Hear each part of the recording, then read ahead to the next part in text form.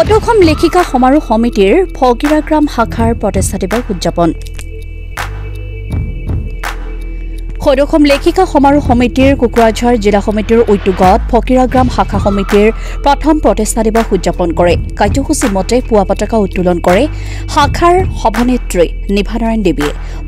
বন্তি প্ৰজ্বলন কৰে কৃতি শিক্ষক সাহিত্যিক কৃষ্ণচন্দ্ৰ নাথে। মাল্যৰ্পণ কৰে অৱসৰপ্ৰাপ্ত শিক্ষয়িত্ৰী অনিমা দেৱীয়ে। প্ৰথমতে আমাৰ যিটো দলীয় পতাকা এই সমিতিৰ পতাকা উত্তোলন কৰিলোঁ। ইয়াৰ পিছত আমি আমাৰ নমস্য লেখিকা আমাৰ লেখিকা সমাৰোহৰ প্ৰতিষ্ঠাতা শিলা দীক্ষিত বাইদেউৰ ফটোত মাল্যাৰ্পণ কৰিলোঁ, পুষ্পাঞ্জলি দিলোঁ, বন্তি প্ৰজ্বলন কৰিলোঁ।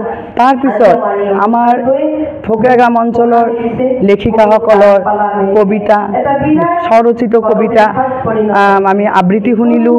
সৰু সৰু কণমান ল'ৰা ছোৱালীবিলাকৰ আমি ধুনীয়া নৃত্য উপভোগ কৰিলোঁ।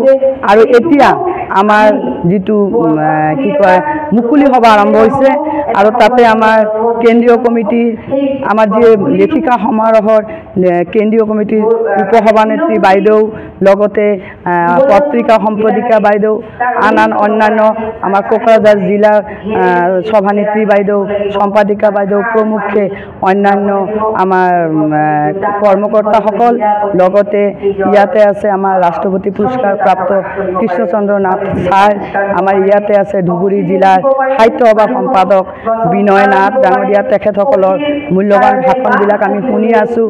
আৰু বৰ্তমানতো আমাৰ কাৰ্যসূচী চলি আছে আৰু সকলোৰে ভাষণ হ'ব। ইয়াৰ পিছত আমি 5গৰাকীকৈ আমাৰ বিশিষ্ট ব্যক্তি আছে, তেখেতসকলক আমি সম্বৰ্ধনা জনাম। তাৰে মাজত 4গৰাকী আমাৰ মহিলা শিক্ষয়িত্ৰী, লগতে গায়িকা আৰু এগৰাকী আমাৰ শিক্ষক আছে।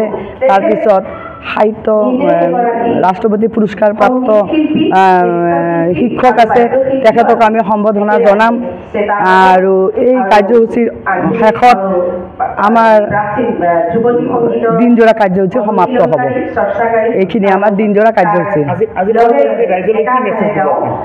আমি ৰাইজক এটাই মেছেজ দিম যে আমি সকলোৱে সমাজখনক ধৰি ৰাখিব লাগিলে লিখনিৰ দ্বাৰা আমি নৱ প্ৰজন্মক আগুৱাই আনিব লাগিব, লিখাৰ প্ৰতি আগ্ৰহ কৰিব লাগিব, সিহঁতক পঢ়াৰ প্ৰতি আগ্ৰহ কৰিব লাগিব, সমাজৰ প্ৰতি সচেতন হ'বৰ কাৰণে কলম ধৰিবই লাগিব।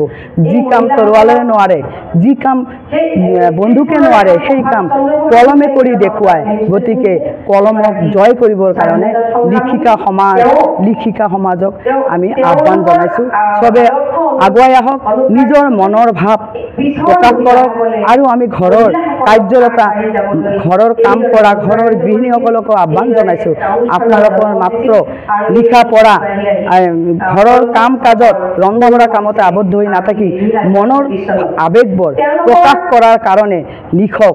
আৰু আমি ফকিৰাগ্ৰাম সদৌ অসম লেখিকা সমাৰোহত আপোনালোকৰ কাৰণে সাজু হৈ আছোঁ।